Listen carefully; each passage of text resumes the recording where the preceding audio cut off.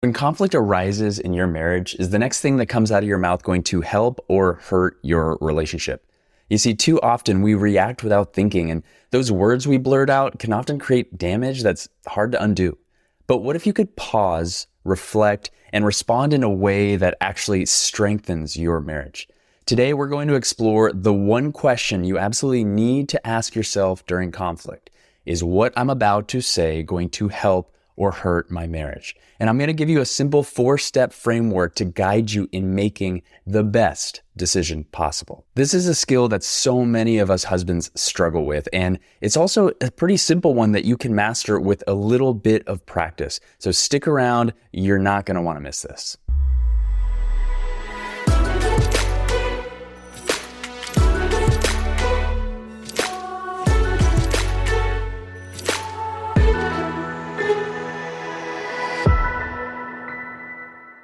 Welcome to Better Husband. I'm Angelo Santiago, a men's marriage and relationship coach, and this is the podcast all about helping you answer the question, how can I be a better husband? Today, we're talking about conflict, something every marriage experiences, even mine.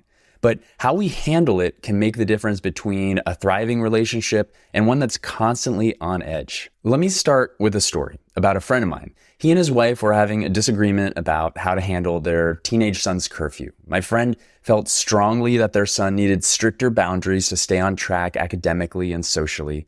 But his wife, on the other hand, wanted to give their son more freedom and to make his own choices and to learn from his own mistakes. They were both really passionate about what they thought was right for their son. And it started to turn into a heated argument. But then my friend paused for a moment and he thought about what did he really want? He realized that it wasn't just about the curfew. It was about ensuring that their son grew into a responsible man. He also acknowledged what his wife wanted. She wasn't being lenient for the sake of it. She wanted their son to feel trusted and supported by his parents. Together, they sat down and they talked about it and they looked at what was best for their family. And they used this 4-step method that I'm going to teach you to decide what to do. This approach really helped them avoid a continuous, endless fight and allowed them to show their son that they were united as parents. But this podcast isn't about parenting. This is just an example of how this framework can be used to help you communicate in your marriage, because the argument can be about absolutely anything. It can be about the vacation you want to take, or where you want to go out to dinner, or how to take care of things around the house, or what does it look like to have date nights, or really bigger issues that you are having with your wife. So the 4-step process, I gave it an easy acronym to help you remember. It's called CALM, C-A-L-M. It's a 4-step process to help you handle conflict with your wife in a way that builds trust and connection instead of creating distance or more arguments. And here's how it works. C stands for clarify what you want. Before you say anything, before you start getting heated over an argument, get really, really clear on your own desires. What is it that you're really asking for? This can be really challenging for us men in so many ways because sometimes we are so stuck on what we want that we fight, and we don't listen to any other opinions. We are all about being right. The thing that I thought of is the best thing, so that's what we're going to do. But another issue is the complete opposite that I also see so many of my clients facing, and that is being passive. Just going along to get along, right? Too often we default to what we think our partner wants or just go along with it to avoid any conflict whatsoever. But being passive doesn't serve you or your marriage. Your wife doesn't want a passive partner. She wants someone who is clear and grounded. So before you get to the next step, you have to take a moment with yourself. And for the example with my friend, why was it so important for him to think that his son needed structure and boundaries and limits that he had to enforce? I invited him to take a look at that, and that may have included looking at his own childhood. What did his parents do for him? It could have been either way. Maybe his parents were super strict, and he sees that as what got him where he is today, the success that he has. Or maybe his parents were so lenient that he got away with anything. He got himself into trouble in things that were really challenging for him to overcome and return back to what he now sees as a healthy way of living.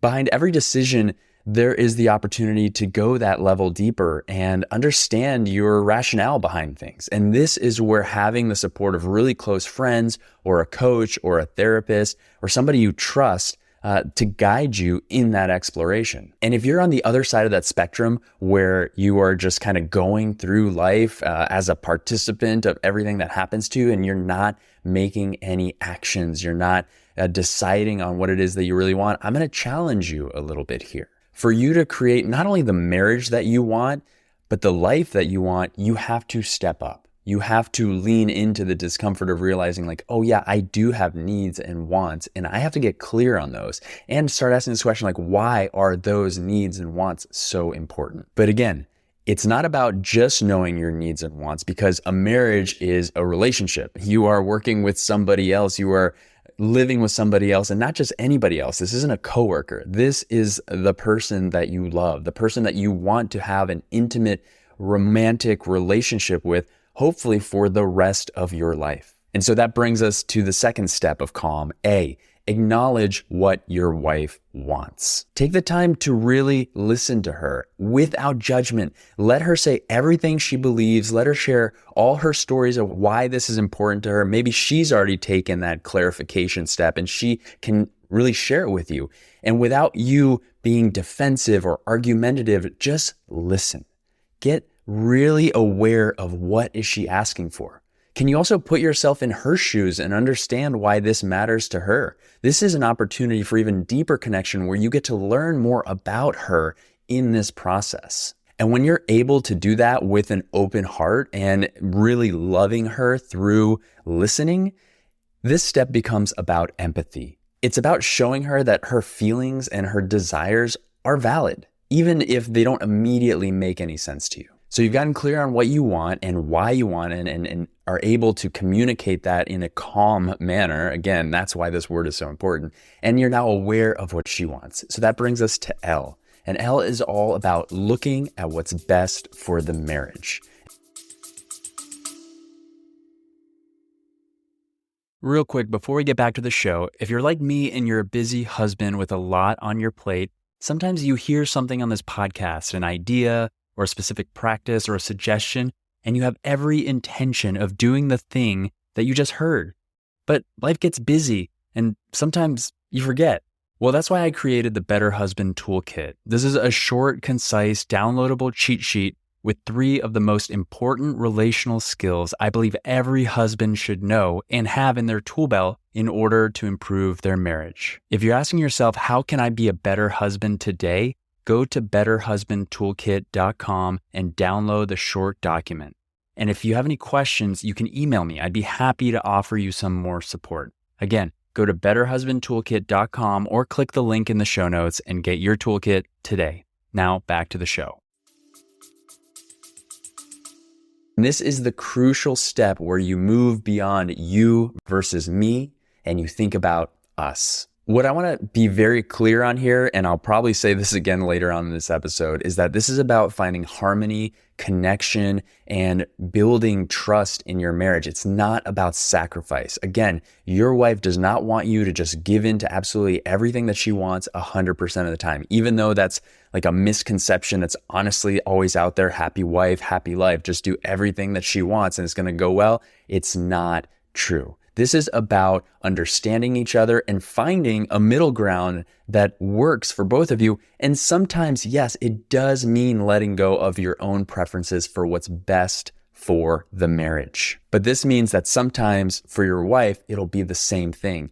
And when that happens, it's really important for both of you to acknowledge that the other person has opened up a little bit. The other person has considered that their way may not be the best way, that even though you have this strong desire that this is the way to go, I'm willing to explore what it would be like to make another decision. This is all about leading with love and prioritizing the marriage.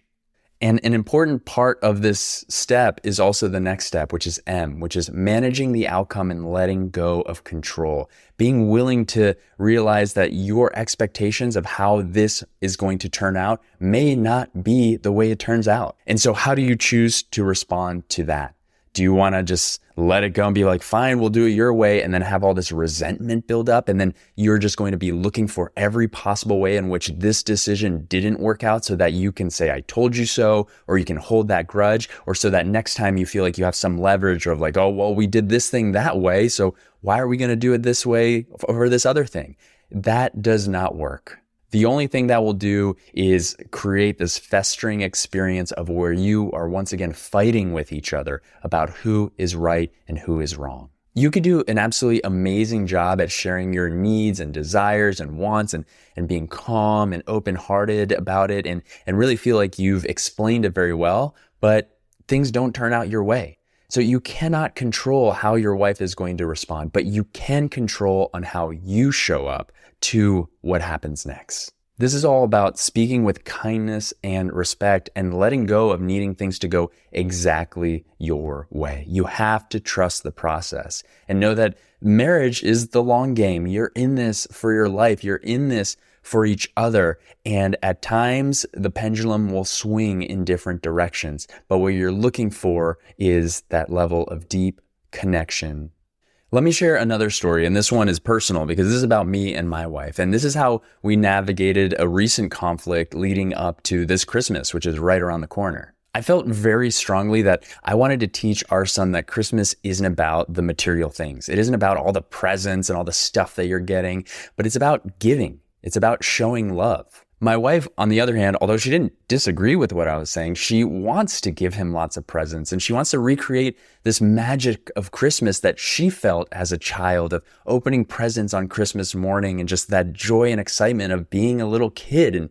And all of that was really important to her. At first, I felt like we were at an impasse. I felt like, well, if I give in to what she wants, then it's going to go exactly against what it is that I believe. And so I kind of fought it and it was just uncomfortable. We didn't have a screaming match because that's not what we do, but there was tension, uncomfortable tension that we found bled into other aspects of our marriage. These things that are like, well, we're disagreeing on this, and it ended up being like a tit for tat where we were just disagreeing on a lot of things. But then luckily I remembered the importance of this calm method and I started to work the steps with her so she understood it as well. First, I clarified to myself why I thought it was so important to not do a whole bunch of gifts and to really emphasize what I felt was the deeper meaning of Christmas and why I thought it was important for our son to learn that as well. I reflected back on my experience growing up as a child and why this was maybe something that I didn't feel in my family and why as a father now, I think it's important to raise my son in this way. And then feeling very hurt about what I said to her,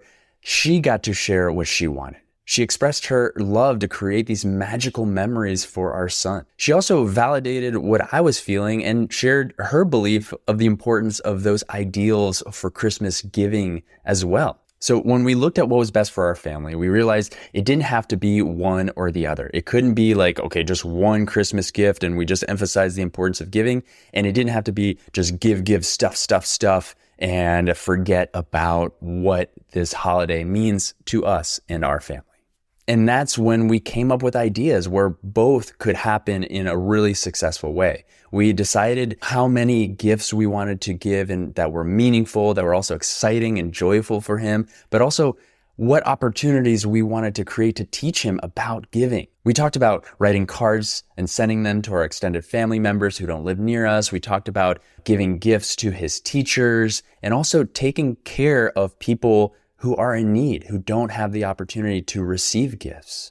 In the end, we both came out of it with this realization that it wasn't about who was right. It wasn't about which one of us had the best idea or the right idea. It was about working as a team to come to a calm resolution to this conflict where we both felt heard, where we both felt like we were making the best decision for our family, and then letting go of this idea that if anything doesn't work about this, then it's the other person's fault that this didn't work. So hopefully with that example, you get an idea of how this can work for you. And so I want you to try this for yourself. Here's a practical exercise that you can try today. I want you to think about a recent conflict you've had with your wife, or maybe one that's going on right now. And I want you to reflect on these 3 questions. Number 1, What did you want in that situation? Or if it's happening right now, what is it that you really want in this situation?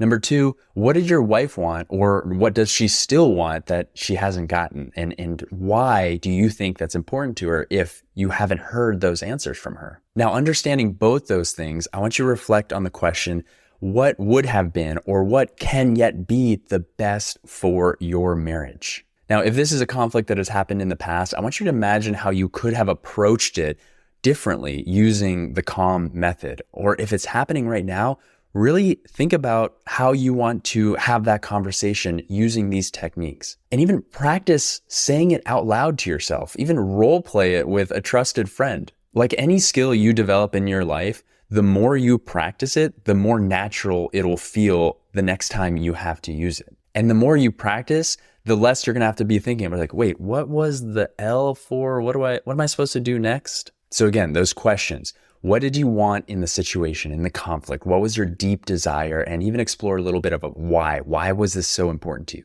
Next, what did your wife want? Did you actually hear her out? Did you understand why she wanted it and the feelings that were associated for her? And lastly, what would have been the best outcome for your marriage now knowing both of these two things? And then finally, what would you need to do to let go of the outcome, to make a decision that would be best for your marriage and then trust that you will learn from that experience, whether it turns out perfectly and everyone's happy, or if in making that decision, you realize like, oh, new issues have come up. This is what marriage is all about. It's about harmony, disharmony, and repair, right? This is always going to be how things flow in your marriage. It's not about everything being perfect and harmonious all the time. That is not a realistic expectation. It's also not being stuck in disharmony where things are just broken and you're unhappy and you're resentful and you're not communicating well. And it's about using repair techniques that you can learn here on Better Husbands and so many other places to come back to harmony. The calm method being one of those repair techniques. Remember, the next words you say in conflict can either build connection or cause harm. By using the calm method, you can lead your marriage with clarity, empathy, and intention. And if you want to talk to me about your last conflict and how you could have used this calm method in it, feel free to send me a message. You can text me or email me using the links in the show notes, or set up a free 30-minute consultation to chat with me about it, about how you could have resolved it and what that would have done for your marriage. Thank you so much for listening. Before you go, I have a quick request. If you've ever gotten any value from the show and you want the show to continue to grow, to access bigger and more knowledgeable guests, and to keep providing you with more ways that you can be a better husband in your marriage, simply leave a rating and a review if you're listening on Apple or Spotify. It only takes a few seconds, and those reviews go a long way in attracting more experts and bigger guests to the show. So if you're feeling up to it, as a favor to me, I'd love to see a rating and a review from you. Thank you so much for being a listener and all your support.